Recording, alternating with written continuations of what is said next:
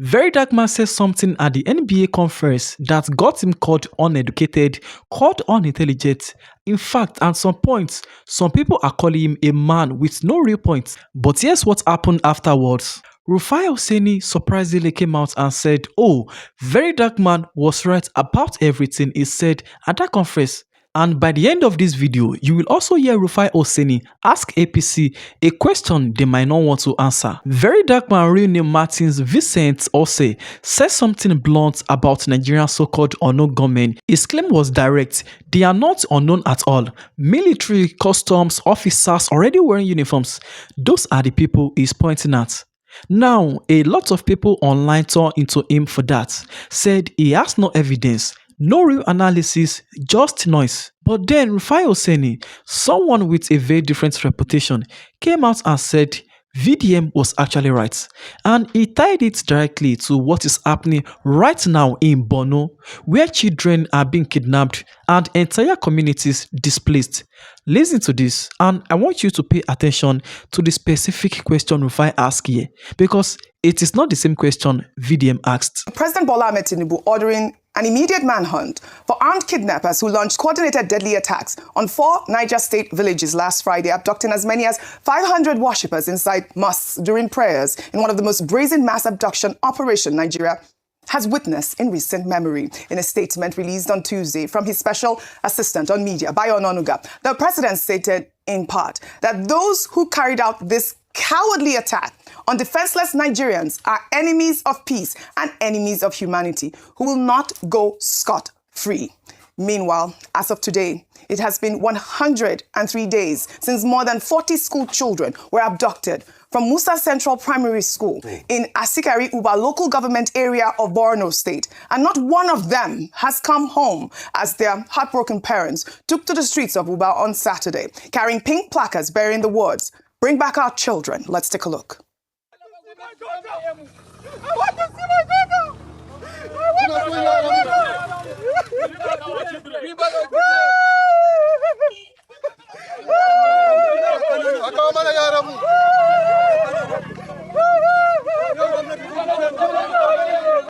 I mean, this is heartbreaking to see. I mean, I know that we campaigned heavily when the Oyo school children were abducted. I don't know how that, how this escaped the media. And is it because the children are... Yes, we did, but not as much as this children. I mean, this is 103 days. It's same day. I mean, this is really heartbreaking to see. Right now, we are charging the military to go and bring our children home. Your thoughts?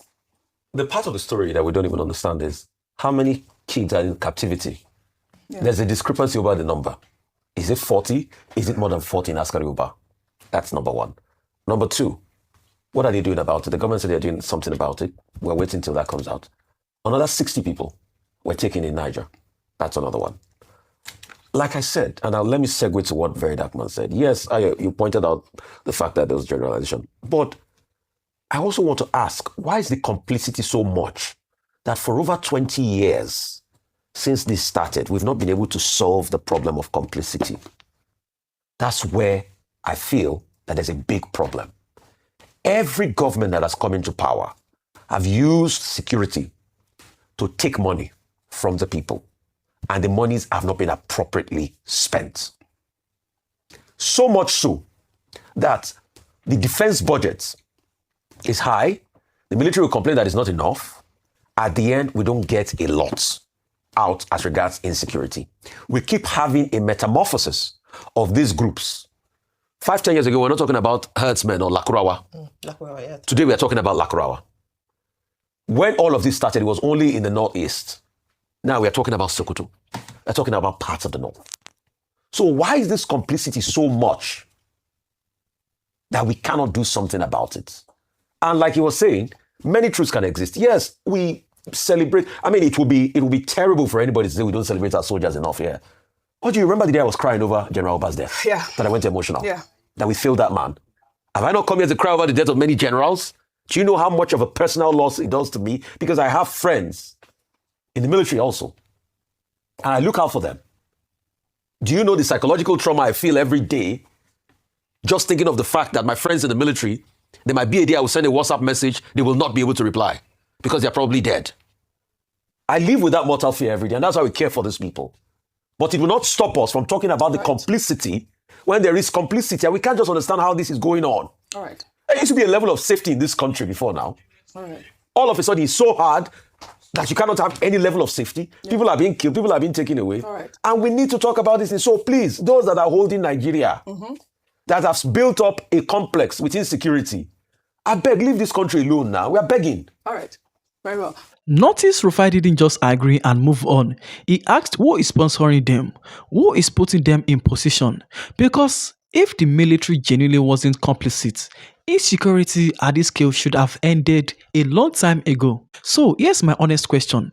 Do you think VDM had a real point that people dismiss just because of how he said it? Or was he genuinely out of his depth at a conference like the NBA? Drop your take. I want to see this debated properly in the comments. Now here's where it connects to something else that happened around the same time. An FCT Area Council Chairman said something that is just as controversial, that come 2027, Abuja residents who are benefiting from Wike's work as FCT Minister have no business voting for opposition like NDC, ADC or PDP. His words were direct. If you know you are benefiting from Tinubu and APC and you still won't support them, you should pack your things and leave. Listen to how Rufai responds to that specific framing. My area council, it's either you're doing APC or leave the area council. I'm not fighting it. It's officers, I'm telling you. You know why? I cannot have minister and president doing for us what they are doing. Then on the day of election, you now come and say you want to match me. I will not do it.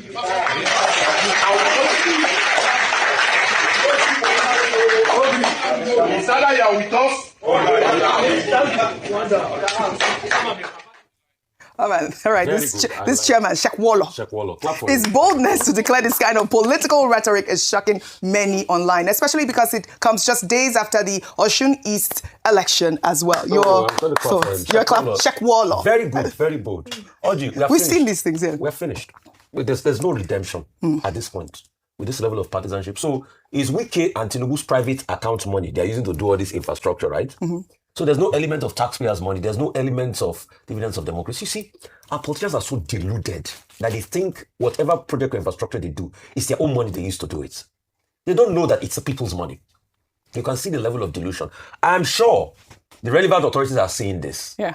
This is insightful enough. Yes, Amnesty International has said that it is insightful. Be picked up by the authorities. It's an act of violence. And be dealt with. That's it will a not good be picked question. up. It can never be picked up. So if it's not picked up, what is the but he came out to say it was AI. Remember, he came to No, I wonder it can if this never one be will picked up. AI. You know why? Right? You know why? He's a member of APC, just like this one will not be picked up. But please let an NDC member or an ADC member, another person that's not tied to the APC try it. They will be picked up. So that's the massive hypocrisy. So I'm happy you brought forward that. But in an ideal country, it should be picked up. Let me stretch your argument for you. What has happened to Ginga today? Sheikh Ginga, with the hate speech he espoused, he's still making statements. So as long as you align with the APC, you can get away with murder. You can say anything you want to say. You can set the country on fire. You can do this. If Obi says this now, they will start. Oji, please, I quickly want to address something on that subsidy issue. You see, there's a level of hypocrisy and lies government tells people. The Nigerian government acts like the Nigerian people are dumb. And it's obvious. Any politician that comes in thinks Nigerian people are stupid. They keep saying there was corruption in subsidy. Who was doing the corruption, Oji? Who was administering subsidy? It's not the NNPC. It's not a government institution. It's not the NNPC that is paying the money. Have we not asked the NNPC many times, give us a forensic audit of your payments and all of that? President Tinubu keeps now he's debating and arguing and saying Atiku is not ignoramus, abi. But this same President Tinubu, Nigerians hear this, this same President Tinubu in 2024 didn't have problems when NNPC paid 7.1 trillion energy recovery costs. They didn't have problems with paying subsidy that time after they announced subsidy gone. That's why the hypocrisy stinks to me. All right. This same President Tinubu, as at 2025, told NNPC to keep 50% of their revenue to sort out the arrears of subsidy. So where is the corruption coming from? It's not a government establishment. As NNPC accounted for all the money that came into the NNPC till date. All right. So when they say there's corruption, that is the real question Rufai raised. Why does APC talk about Tinubu like it's untouchable? Like criticism itself is disloyalty. Because if Peter Obi or any NDC figure had told Nigerians to pack and leave for not supporting them, People like Bayo Onanuga, Felix Moka, or even Danny Bwala would have already been on every network condemning it. So tell me honestly, is that a fair double standard Rufai is calling out? Or is he overreacting to one area council chairman's comments? Drop your take below. So here's what actually happened when we connect both of these stories today. On one hand, you have Rufai backing VDM's claim that the people meant to protect Nigerians might actually be part of the problem, and asking who is holding them accountable.